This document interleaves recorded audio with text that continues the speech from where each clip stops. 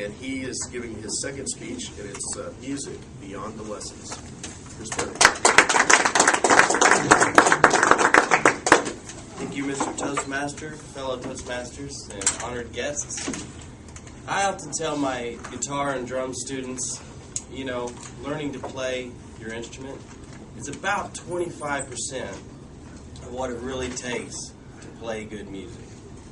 Maybe some of you here today have had lessons growing up, trumpet, guitar, flute, and maybe you learned to play on your own some instruments, or maybe you just dabble. Well, all students of music, ultimately they're pursuing the ability to play quality songs, good music. But at some point in our learning, typically when we start to try to play with other people, we do learn that it's not about me. It's not about my playing, my ability. It's all about the song. You know, the greatest musicians out there, they're really not great because of their expertise, their prowess on their instrument, even their vocal ability, or even their songwriting brilliance. They're really great because beyond that, they learn the art of playing for the song. This is the other 75%. So, you know, as musicians, we really tend to default to a me-first mentality. You know, check me out, I'm rocking. You know, bask in my glory. So, you know, many very, very talented musicians just don't do well because of their inability to play for the song. A definition of my term here might be helpful. Whatever your role in the music, you really want to play what complements the song, regardless of your stylistic preferences, your musical background, your creative ideas necessarily, even your musical ability. These things are very important, but they should never trump just giving the song what it needs, nothing less and nothing more. A couple of unfortunate examples I've seen over the years. I've known so many really talented musicians who primarily just play to be heard. You know, they're really just playing for their glory. And not that it's wrong to want people to hear your music and to want them to say it's great, but the problem is if that's your primary drive for playing music, you're really going to miss out on the real joy of playing music and some of the intrinsic beauty of music itself. But these folks, you know, obviously they have a lot of ability, but they tend to overplay the song.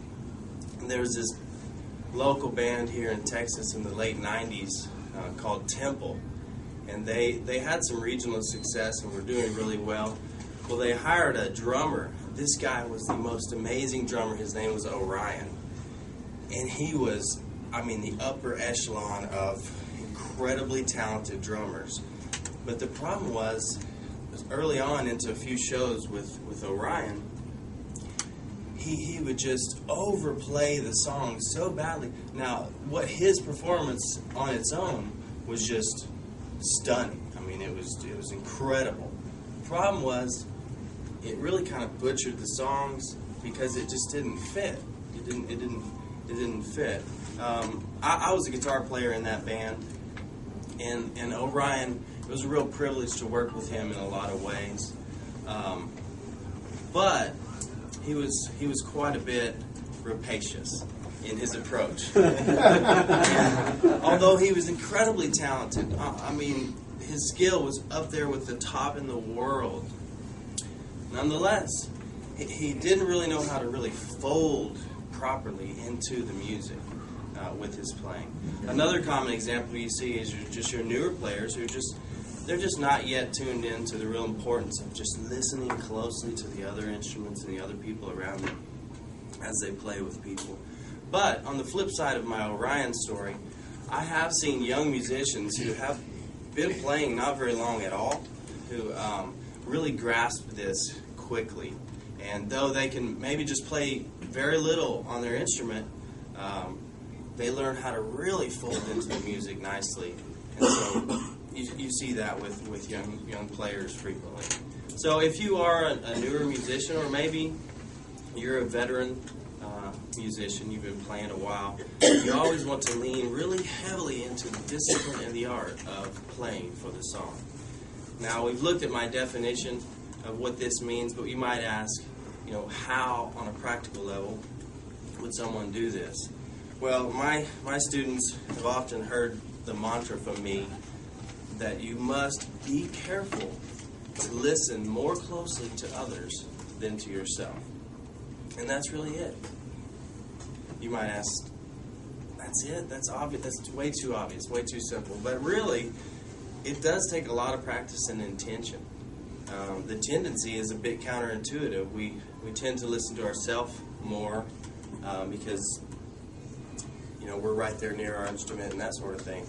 But especially if it's in a louder setting, rock band type of thing, we tend to just listen to ourselves a lot more. But however, if we really train ourselves as musicians to really hear the other instruments first before ourselves, we're just in such a naturally better position to really compose the best complement for that song.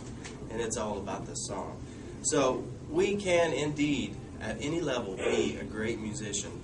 Even in the lower levels of our learning, we can really go beyond the lessons if we grow in this discipline, in this precept. So to finish, I recap my axiom.